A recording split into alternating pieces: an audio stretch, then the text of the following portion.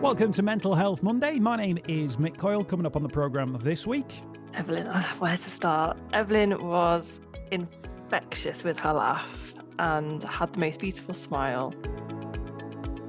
Evelyn, when she was unwell, would say to us that she didn't want other people going through what she was going through. Her kindness coming through again, she experienced things that she just didn't want anyone else to go through.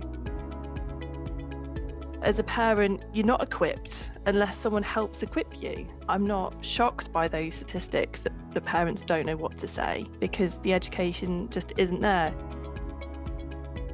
The home of the UK's conversation about mental health. Welcome to Mental Health Monday. My name's Mick. It's great to have you and with us once again for another conversation. Thank you to everyone who is hitting subscribe to the podcast. That's always great to see those numbers going up as well. For people who are tuning in via various different forms, and it's often things like YouTube, which is a new way that people are now getting involved in the podcast. That's fantastic. However you're joining the conversation here at Mental Health Monday, you are always welcome. What we try and do here is we normalise conversations about mental health. We talk about important issues and we signpost people to support and what that support is, where it's available, practical steps that hopefully will make a difference.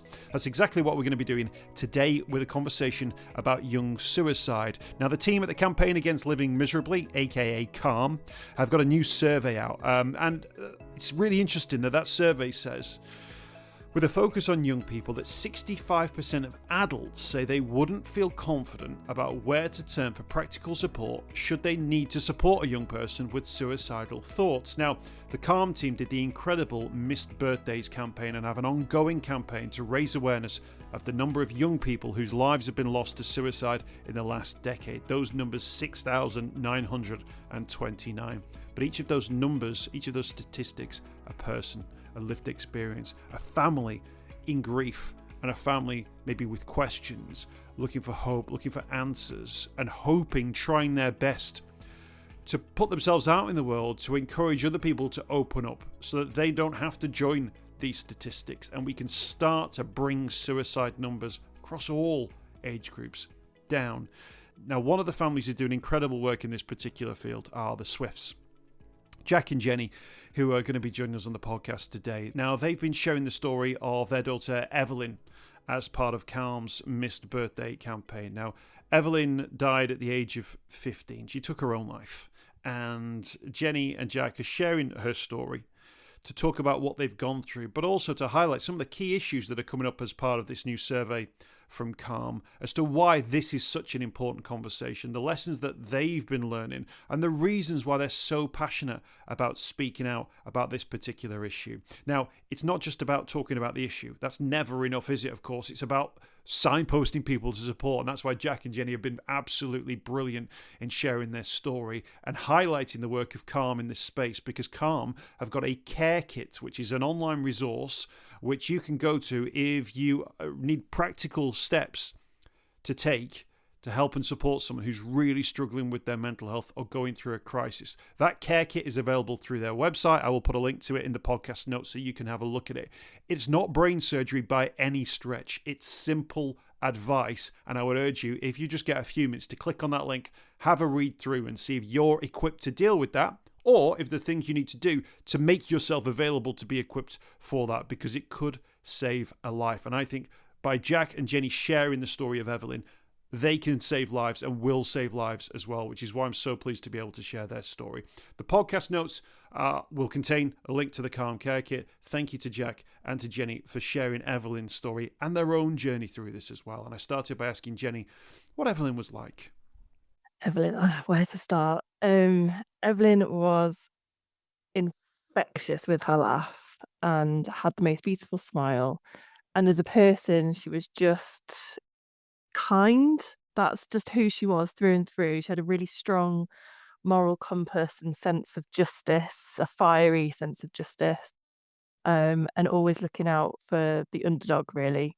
She always wanted to make other people smile. So whether that would be her being silly to bring a smile to someone's face, or baking a cake for them, or she always wanted to make other people happy and to bring joy to them, really. when she got a little bit older, she was into, well, she was always into baking, but she got so good at it. She started up her own little business from home and would make cakes for friends and family, and she had 2 grannies that were brilliant at baking and got all her skills from them, and it kind of missed a generation with me, I think. Yeah, and when she got older, I think her sense of humour, partly because of her illness, partly probably in spite of her illness, she had a really dry sense of humour. Um, and when there were some very difficult times, some very dark times, we still managed to find humour in the darkest situations. There's a video that you guys have shared alongside Calm, which shows Evelyn through her birthdays, and it's one of those videos where, my heart breaks to see it because I've got 10-year-old daughter now, and I've got those exact same videos on my phone that it'll regularly come up as a memory, and I'll watch that. Um, and then obviously there's the line at the end that expresses, Evelyn's story and the fact she didn't reach her 16th birthday. You became part of a club that no parent wants to be part of. And I Yeah. wonder, at what point, Jenny, did you realize that actually you weren't alone in that club? And something which must feel so isolating. Was there a stage at which you started to think, actually, we're not the only ones who've experienced this? I think there's different stages for us. When Evelyn was unwell with her mental health, we had that kind of moment of realizing we weren't alone. For a long time, it felt really isolating. We didn't know anyone else that had been through anything similar or, was supporting their child in the same way.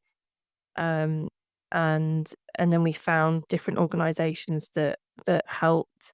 Um, and yeah, that recognition that we weren't alone was just huge. And then following Evelyn's death, I think our kind of immediate thought was, we really appreciated this peer support that we'd found elsewhere during her illness. So what is there out there like that for us in this situation? Because we knew that we wouldn't be alone. It's just trying to find other people that are sadly in a similar situation. And, the stats speak for themselves, almost 7,000 young lives lost in the last decade. Tragic numbers there. And I think anyone would completely understand if a parent decided that they almost want to sort of turn in on themselves, look out for themselves within that close family circle. But you've decided to sort of share Evelyn's story and to put those images out and put that video out as well. Was there a sense of mission about that? Was there something about your experience that made you think we've got to try and break something down here as a result of our story? Absolutely. Yeah, absolutely. Evelyn, when she was unwell, would say to us that she didn't want other people going through what she was going through. Her kindness coming through again, she experienced things that she just didn't want anyone else to go through. And for us, that feels like our driving force now, that we want to prevent other young people experiencing what Evelyn experienced. And we want to prevent other families going through the heartbreak that we're going through now. When you look at the survey results as well, 65% of parents don't know where to get help. So that idea that there are two-thirds of parents who, if they were in that sort of circumstance or experienced the experience that you'd gone through, they wouldn't know where to turn, or if they had a young person in their family who was expressing thoughts and feelings and they didn't know what that's a huge knowledge gap, isn't it? That's a real big knowledge gap in education for an issue which is so, so important. But it's true though, isn't it? I mean, when Evelyn was first struggling, I didn't use the word suicide with her. I didn't ask her, and use that word. We spoke about dark thoughts and difficult emotions. I was scared to use the word suicide because I thought I'd be planting the idea in her head. But when we know now that that's just not the case, talking about suicide prevents suicide. Um, Further down Evelyn's journey, she was unwell for quite some time, but, um, with that education and that support, I was able to better support her and have more open conversations, and we grew closer again as a result of that, despite her, really, really difficult illness. But as a parent, you're not equipped unless someone helps equip you. And so I'm not shocked by those statistics that the parents don't know what to say because the education just isn't there. But we talk, to our young people about sex and drugs, and we educate them on the risks. But suicide is the biggest risk to their life, and we don't talk to them about it, and we don't skill them. There's another stat that stands out as well from this YouGov poll through C.A.R.E, which is that 62% of those who were surveyed said that young people face more difficult challenges now than generations before. So they're hinting that we know, as adults, we know that times are difficult. We know that times are more difficult than things were for us when we were growing up, and we know about the challenges that we faced as well. It speaks, doesn't it, of an unspoken knowledge that we know that young people are facing a really difficult time, and yet when it comes down to it, two-thirds wouldn't know who to turn to or where to go. And I know people sort of laugh now about that. If you broke your leg, you'd know to go to A&E. But there's a truth to that, isn't there, about simple messages of don't talk to strangers, only cross when the green man appears, and so on and so forth. If you're having thoughts or feeling of suicide, there isn't an automatic thing that comes into your brain that kicks in that says, so therefore I need to do this. Because we've not had that same sort of, call it indoctrination or whatever, that cultural understanding about what you can do and where you can turn to. Yeah, and we have, generations of, you just get on and do it and, stop being so weak and pull your socks up. And that's just not the case, is it? Young people are dealing with much more difficult situations than we were, when we were younger. Technology has advanced so much. They're coming up against AI, they've got all the social media, they're not able to switch off 24/7. It's a completely different world that they're living in and trying to navigate. So we need to do something about that. I'm going to bring Jack into the conversation in just a moment. But in terms of, Jenny, just in terms of what's at stake, if you like, for parents who are even hearing this story, hearing about the fact that parents don't know where to turn or what to do, and they're thinking, "But I don't need that information. I don't need to know about that stuff because it's not something that I'm currently experiencing." What would you say to them to sort of urge them to get smart around these, to turn that, to be more proactive, if you like, in terms of your education? That you never know when you might need it at all. Um, as I said about, teaching about sex and drugs, they're not specific issues at that moment in your life, but you learn about them and you learn about the risks and you learn about how to talk about them. You don't need first aid at a crisis in that, medical emergency time, do you? But you learn those skills so that at some point in life you might need them. And it's the same with talking about suicide and talking about mental health. At some point you may need those skills, and it's better to equip yourself now.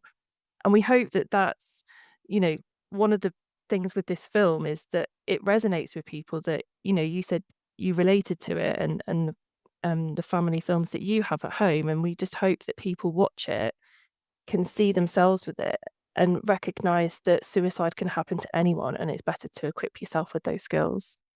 No, absolutely. Ginny, thank you so much for sharing your story. Let's bring Jack into the conversation if we can. Jack, thank you for your time. Really appreciate you speaking to us as well. I think Jenny set out very eloquently sort of the stakes and how high the stakes are. Your understanding of those stakes must be have been enhanced significantly given your experience with Evelyn and beyond that as well. How important is it to you now, Jack, to be able to share Evelyn's story and for people to see images like those of Evelyn so that you can bring this conversation to the fore? Well, it's very important. But kind of echoing sort of Jenny's words really, and also what you said yourself really about kind of resonating. It can unfortunately happen to to anyone. There's a lot of people who think that maybe for a young person to take their own life, they must have had a difficult you know kind of Evelyn came from a loving family, and still had issues, and that's okay. And like the word suicide isn't it shouldn't be a taboo word anymore. It's not a dirty word. And I think Jenny said it earlier on as well. Like talking about suicide won't cause it, like, but it might help prevent it. And so, yeah, it's really important. It's really important. Was that a big shift for you personally, Jack? Being told that mentioning suicide won't make someone start thinking about suicide. I know it's one of those things now which has become, certainly the last 3 to 4 years, has become a much wider conversation that are you feeling suicidal is a positive question to ask rather than some sort of negative or implanting question into somebody's mind. That was certainly a big shift for me when I heard that. When you were going through it though, that must have been huge in terms of just your mindset. Yeah, I think, look, I think it was a big shift. I'd never really thought about it too much personally myself anyway. There is an older generation where it was slightly taboo, and then now it's not. And but we still have that kind of hangover slightly of people, still, or like people might kind of whisper it, "Oh, committed suicide." It's like as opposed, even that terminology, committed suicide, is outdated. Like like we feel really strongly about how we don't want Evelyn's story to be kind of labeled as her committing suicide because she didn't commit a crime. It's not. It's not a crime. She died by suicide, or she took her own life, or what. The cause of death was suicide.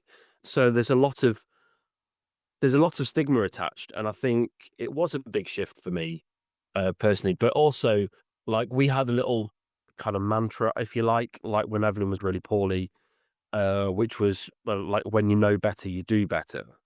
And so, we were constantly trying to learn about how to help and how to deal with this kind of stuff when she was poorly. Um, and if we can help people know a bit better, then maybe they can also do a bit better as well. Often, Jack, these situations are very complex because of the nature of sort of maybe some of the illness that's involved or so on and so forth. But one of the things that strikes me about something like the Calm Care Kit is the relative simplicity of it. You don't have to be a brain surgeon or have an experience of having gone through something yourself to look at that care kit and understand what those 4 simple points are, that the acronym CARE, Yeah. and have that in the locker, and have that even if it's something that you then forget, just to remember that it's there when you need to come back to it. That's a simple thing that we can do, without having to, go and take a degree in psychotherapy or something like that. Yeah, it is. I think it it's doable for a lot of people, and hopefully every single adult who comes into contact with young people. Like, like I work in schools and I come into contact with young people all the time, but actually just like parents and carers, anybody, it's doable. As you say, you don't need a psychology degree or, like it's just it's doable. And then like the last one, expert help. Like actually if it is getting too difficult, go and get some expert help. But these are things that you can do, and yeah, it's accessible. Um, In terms of the sort of the bigger picture, and we're talking about that as a service and a resource which is available from the Calm team, and it's a brilliant resource, and we'll make sure there are plenty of links of it for people to click on. There's a part of this survey which looks about whether or not people feel like the government should do more, or authorities should be doing more, that this should be a wider conversation. 52% believe the government should do more to prevent young suicide, whether the other 48% believe the government is currently doing enough, or simply didn't know enough to be able to answer the question. That's not absolutely clear, but it speaks, doesn't it, of the majority of people thinking, well, there must be something that we can do. What for you is it, Jack? Are there things? Is there a thing the government could do or the authorities could do that would make a genuine difference? Um, I'm not sure there's a thing. I think, and as well, like with mental health, it's so very complex. You made the analogy about a broken leg going to A&E earlier on, and if somebody breaks their leg, like obviously depending on the break, there's a way to fix that, or there's a few ways they can fix it, but like it's a broken leg, or like I had to have my kidney removed a few years ago, and that was like relatively, you know, relatively common procedure, and like whether I got mental health issues or not, it was the same. Whereas with mental health, it's all individual. So in terms of there being a thing, I think there isn't one thing anybody can do, but I think things like the care kit and things like the three dads are doing some work at the minute with Papyrus, another charity who is trying to get it onto the school curriculum. So there's lots of different angles of how to actually get these conversations going. I think, like, as well on a personal point, there is a stigma around mental health, uh, and like we were told by one of Evelyn's leading child psychologists that it's the same level of specialism as oncology, as cancer, and yet the amount of money being, in terms of cancer research is huge in comparison to mental health research, and like we as a family have experience of the cancer side of it too, and I'm not begrudging any penny of that. But if it's the same level of specialism, it's just that there's a stigma attached there. So I think there needs to be like more of a wraparound approach with all kinds of different organisations. I don't think there's a thing. Sorry, that's not a simple answer, but I don't think there's a thing. I think there's like come at it from lots of different sides, and lots of different angles because it's so complex. What advice then would you give to somebody who maybe has a child who's experiencing difficulties at the moment, or even maybe that they're bereaved themselves and they're in that world where they don't quite know where to turn, or there's not a message which springs to mind? What would you say to them that might guide them through the next steps? Oh, well, first of all, I would say that nobody can tell you how to grieve. If you are another, sadly sort of grieving parent, nobody can tell you how to do that. So don't kind of feel like you owe people an explanation. I think if people are struggling, there is help out there. It can be quite thinly spread. There's lots of organisations, and I think hopefully they'll all try to work together a little bit more soon. There's organisations like C.A.R.E who can offer support, and there's others too. But there is help out there, and don't lose hope. Is the main thing. I think just don't lose hope. And in terms of the care kit, do you think there's a chance that will save lives? Yeah, absolutely. Let's bring Jenni back into the conversation. Jenni, thank you for sort of sharing your story and being so open, and to you and Jack for talking about Evelyn. One of the things that we touched on, cancer funding and things like that, which are now available. I think a big part of that is because society decided to almost like take a stand on things like breast cancer, that you saw people go on these marches and the race for life, and women would wear, a bra on the outside of their top. It became sort of almost like a society thing that people said that this isn't good enough anymore. We need to make a change. Could we do that with young suicide, do you think? Do you think there's enough support within the community that you're part of now to step forth and to engage in a community who I think would be absolutely willing to engage with that, if we can break down some of that stigma and that taboo that maybe exists? I think so, yeah. I think going forward, there's absolutely the recognition that young people are struggling and that we need to be doing more as a society. And whether that concentrates solely on suicide or actually the wider issues of mental health, more largely. But there are things that we can be doing. And, you asked Jack what, if we could ask the government to do something, what would we do? In my mind, there's several things. And one of them is having, something like the Calm Kit in schools, teaching young people about suicide and mental health, how to protect themselves if they have these thoughts, but also how to support others if they disclose that they're experiencing suicidal thoughts.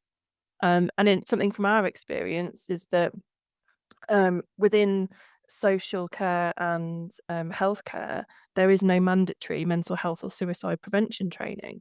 So if someone's struggling and there's no out of hours support, the NHS website says take the young person to A&E.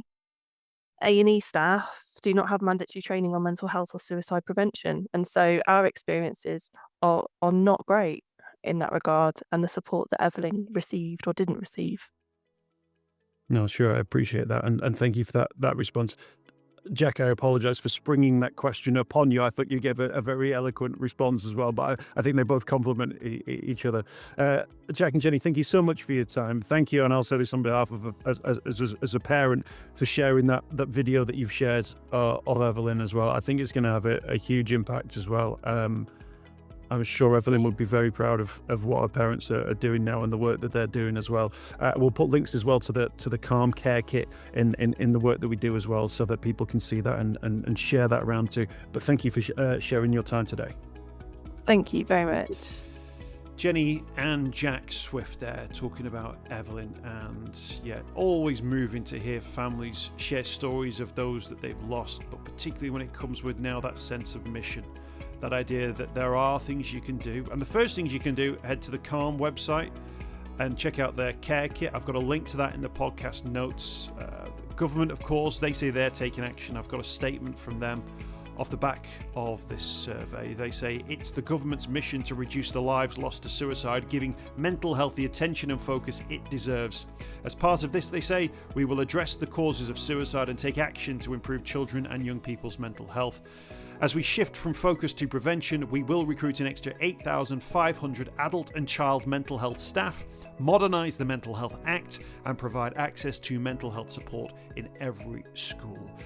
That's the government's statement, which they've sent through to Mental Health Monday. Don't forget, the C.A.R.E website has got the C.A.R.E kit. I'll put a link in the podcast notes. You can also get local services near where you are on the Hub of Hope, hubofhope.co.uk. The Samaritans on 116 123. You can text SHOUT to 85258. And of course, if there is an emergency and someone's life is at stake, the number you can call, as ever, is 999. We'll be back next week with more from Mental Health Monday.